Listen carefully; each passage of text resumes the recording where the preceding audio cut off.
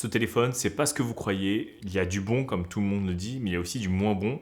Et ça, on va le voir ensemble parce qu'il y a des gens qui n'en parlent pas du tout et c'est un peu dommage. Et avant de continuer, si tu aimes ce genre de vidéo où on va tester des produits tech, n'hésite pas à t'abonner, à liker cette vidéo, à la booster et à la partager à tes amis. Voici le téléphone qu'on attendait depuis un moment, c'est le Samsung Galaxy Z Fold 8 avec son tout nouveau format, le format Passport. Ça veut dire qu'il est plus petit qu'un Z Fold 8 Ultra. On l'appelle Ultra maintenant, c'était le Z Fold 7. Mais en même temps, il est plus grand qu'un Z Flip 8. Et pendant toute cette vidéo, je vais aborder aussi bien les points positifs que les points négatifs en même temps, donc accrochez-vous bien. Alors déjà, d'un point de vue design, il est super agréable en main, il est tout fin, vraiment, quand on le prend dans la main, on se dit comment c'est possible de faire un téléphone aussi fin. Ça ressemble vraiment au Z Fold 7 de l'année dernière, et en plus, il est vraiment léger. Donc à ce niveau-là, je trouve que Samsung a vraiment bien réussi. Par contre, au niveau des haut-parleurs, c'est un peu dommage. On a un haut-parleur en haut et en bas, donc parfait en stéréo au format fermé. Mais lorsqu'on ouvre et qu'on regarde au format paysage, on aura les deux haut-parleurs à gauche, c'est-à-dire sur la tranche gauche du téléphone, alors qu'on aurait bien aimé avoir peut-être un haut-parleur en bas à gauche et un haut-parleur en haut à droite, ce qui n'aurait rien changé au format fermé, ce que certaines marques font déjà. Donc ça, c'est un peu dommage. Pour l'écran extérieur, on aura un ratio 16 dixièmes, donc c'est vraiment parfait pour regarder des vidéos qui sont en 16 neuvième par exemple, ou parfois même il y a des vidéos maintenant sur YouTube en 16 dixièmes, donc le format est complètement adapté. Et lorsqu'on l'ouvre, c'est là que c'est intéressant parce qu'on a un ratio 4 tiers, ça veut dire qu'on aura déjà un écran qui est plus grand que le Fold pour une vidéo YouTube par exemple. Mais aussi 4 tiers, pour ceux qui ne savent pas, c'est aussi le format par défaut des images qu'on va prendre avec l'appareil photo de son téléphone. Ça veut dire qu'il n'y aura pas d'espace perdu lorsqu'on va consulter ces photos, que ce soit des photos en portrait pour les lire en portrait ou en paysage. Et même lorsqu'on va lire une vidéo, par exemple 16 neuvième, on aura beaucoup moins de bandes noires que sur un format genre Fold 8 Ultra. Et le deuxième point négatif que j'ai trouvé sur ce format-là, c'est qu'il y a pas mal d'applications qui ont été adaptées, mais il y a encore des applications qui ne sont pas encore très bien adaptées, ou par exemple lorsqu'on veut consommer certains contenus, ils ont juste étiré le tout. Et même par exemple sur les réseaux sociaux, où la plupart des vidéos sont en 9 16e en portrait, lorsqu'on va scroller, on va voir les bandes noires sur le côté, et lorsqu'on va ouvrir le téléphone, c'est pareil en 4 tiers.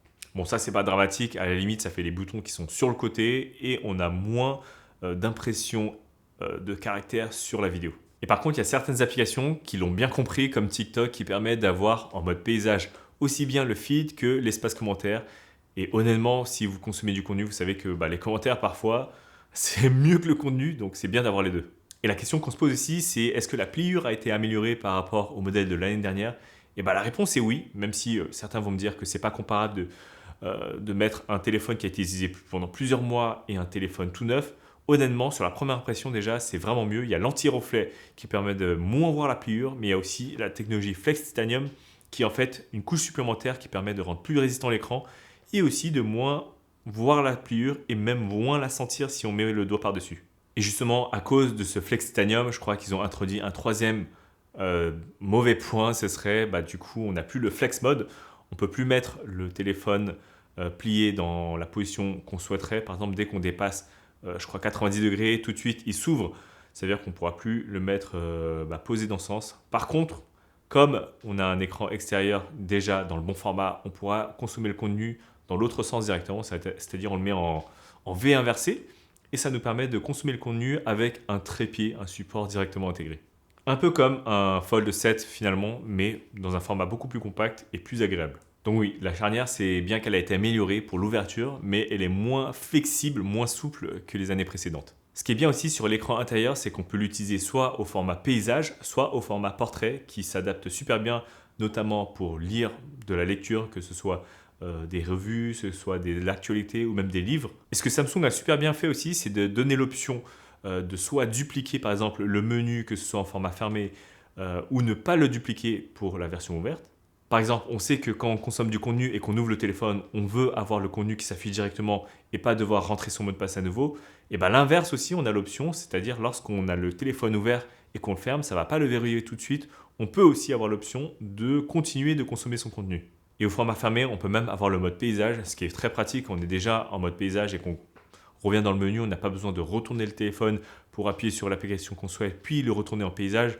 Là, on reste en paysage et c'est assez fluide.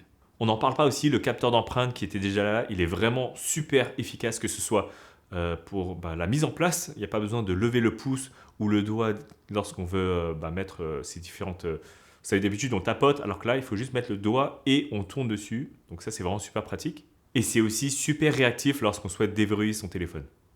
Pour les caméras, bon là, on n'aura que 2 caméras. On aura un grand angle et un ultra grand angle de 50 mégapixels chacun. Et on n'aura pas de zoom x3 ni x5. Et ça, c'est un peu dommage sur un téléphone aussi cher.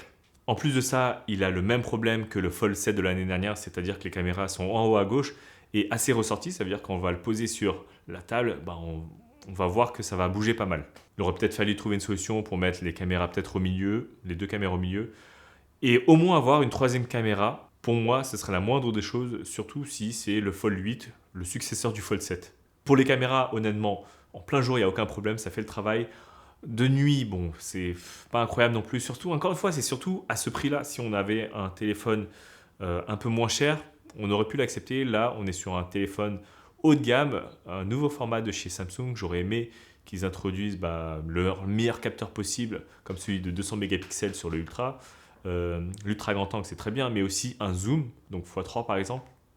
Après, ce qui est bien, c'est qu'ils ont ajouté toutes les fonctionnalités software, que ce soit le Pro Visual, le moteur qui permet d'améliorer les images avec de l'IA, la stabilisation, le codec APV ou même de la 8K.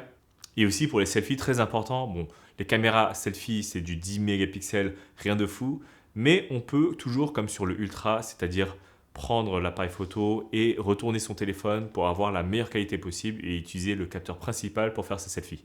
Bon, pour le tenir, c'est pas la position la plus agréable, mais au moins on peut se cadrer. Ils ont amélioré aussi la batterie qui comporte maintenant du silicium carbone. On ne sait pas à quel pourcentage, mais il y en a, tout simplement. Et grâce à ça, ils ont maintenant une batterie de 4800 mAh. Et sur cette dernière semaine où je l'ai utilisé, honnêtement, je tiens la journée, j'ai pas eu de problème. Après, voilà, ça dépend de votre utilisation comme d'habitude. Ce qui est bien aussi, c'est qu'il y a la recharge à 45 watts, donc beaucoup mieux aussi que sur les pliants de l'année dernière, et 20 watts sans fil. Malheureusement, toujours pas de support magnétique à l'arrière. Il faudra débourser 50, 80 euros, je ne sais plus, pour une coque de chez eux qui permet d'avoir cet aimant magnétique pour la recharge. Et ce qui me choque, bon, ce qui me choquera toujours, je pense, c'est le prix. Je sais que les pliants, c'est cher en général parce que voilà, c'est plus compliqué à faire, il y a plus d'écran. Ce téléphone-là, il démarre à partir de 1999 euros sur le site officiel. Alors attendez, si vous regardez cette vidéo et qu'on n'est pas encore le 6 août, si je dis pas de bêtises, il y a une offre en ce moment qui permet de réduire jusqu'à 500 ou 600 euros de moins, soit l'avoir à 1400, 1500 euros. Je vous mettrai en description toutes les informations pour en profiter. Et n'hésitez surtout pas à utiliser mon lien affilié qui permet de soutenir cette chaîne gratuitement. Ça ne change rien pour vous et moi je touche une commission. Et sinon, mon retour à chaud là sur une semaine, honnêtement, c'est vraiment trop pratique d'avoir un format super compact et dès que j'en ai besoin pour regarder une vidéo YouTube ou pour montrer une photo par exemple à ma femme, de pouvoir le déplier et l'avoir sur un écran beaucoup plus grand.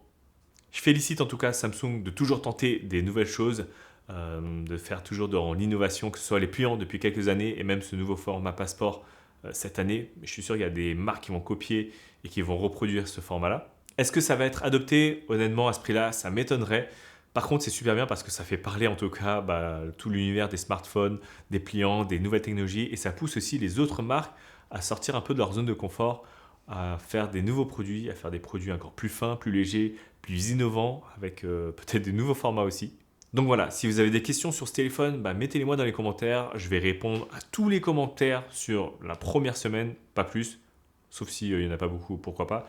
Et surtout, attendez, n'hésitez pas à vous abonner parce que là, on va préparer aussi une vidéo sur quel pliant choisir entre le Z Fold 8, celui-là, le Z Fold 8 Ultra, le grand, et aussi le Z Flip 8 en fonction de plein de critères. Comme ça, vous allez vous faire votre propre idée.